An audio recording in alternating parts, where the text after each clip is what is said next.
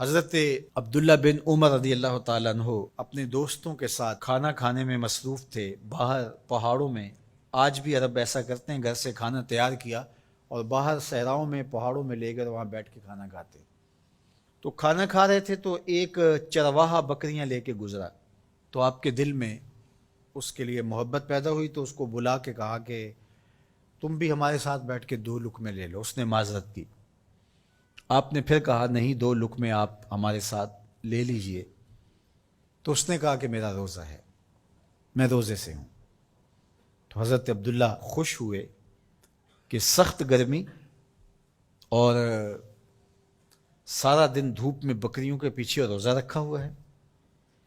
آپ نے کہا کہ اگر ایک بکری تو ہمیں فروخت کر دے اور ہم ذبح کر کے اس کو تیار کر لیتے ہیں اور خود بھی کھائیں گے اور آپ بھی ہمارے ساتھ افطار کر لینا۔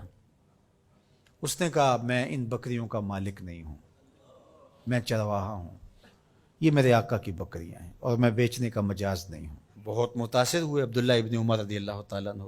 آپ نے اس کو مزید آزمانے کے لیے کہا کہ تو اپنے آقا سے کہہ دینا کہ بھیڑیا بکری اٹھا کے لے گیا تھا، تو ایک بکری ہمیں دے دے۔ تو اس نے ایسے آسمان کی طرف دیکھا اور کہا اللہ کہاں ہے؟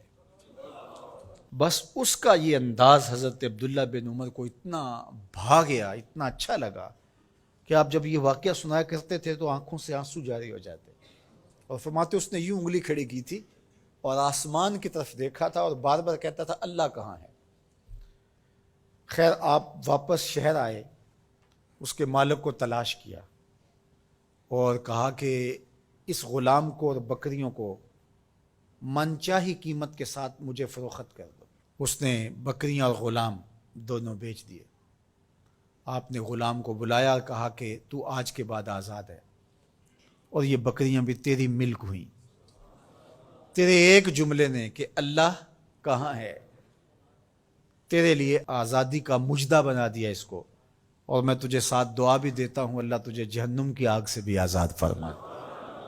تو یہ یقین کہ میرا اللہ مجھے دیکھ رہا ہے، یہ اگر آپ کے ساتھ جڑ جاتا ہے تو پھر کسی کیمرے کسی سیکورٹی کی ضرورت نہیں ہے۔ یہ عقیدہ اتنا بڑا حصار ہے، عبادات میں بھی سرور دیتا ہے، اور یہ عقیدہ انسان کو گناہوں سے بھی محفوظ کرتا ہے اور بچاتا ہے۔ لیکن ہمارے رویے، اللہ تعالیٰ جل شانہ نے سورہ النساء کے اندر ارشاد فرمایا یستخفون من الناس ولا یستخفون من اللہ، کہ لوگوں سے تو پوشیدہ رہتے ہیں لیکن اللہ سے پوشیدہ نہیں رہتے۔ بلکہ ایک دوسرے موقع پہ ارشاد فرمایا سورہ الغافر کے اندر یعلم خائنۃ الاعین وما تخفی الصدور، جو آنکھ خیانت کرتی ہے اللہ اس کو بھی دیکھتا ہے، اور جو سینوں میں پوشیدہ ہوتا ہے اللہ اس کو بھی دیکھتا ہے۔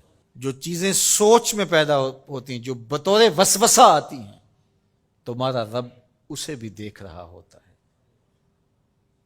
حضرت عمر بن عبدالعزیز رضی اللہ تعالی عنہ فرمایا کرتے تھے کہ اپنی خلوتوں کو پاک رکھو، اللہ تمہارے ظاہر کو ستھرا کر دے گا۔ جس شخص کی خلوت پاکیزہ ہوتی ہے، عفت مآب ہوتی ہے، تو اس کے چہرے پہ خاص قسم کا نور ہوتا ہے۔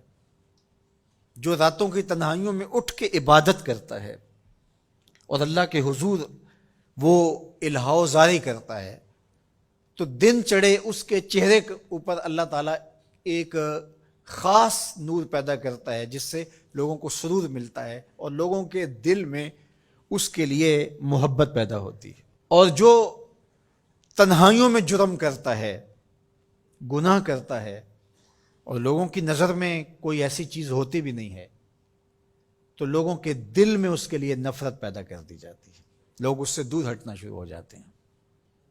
یہ دلوں کے سودے ہیں۔ تو اس لیے اپنی خلوتوں کو پاکیزہ کیجیے۔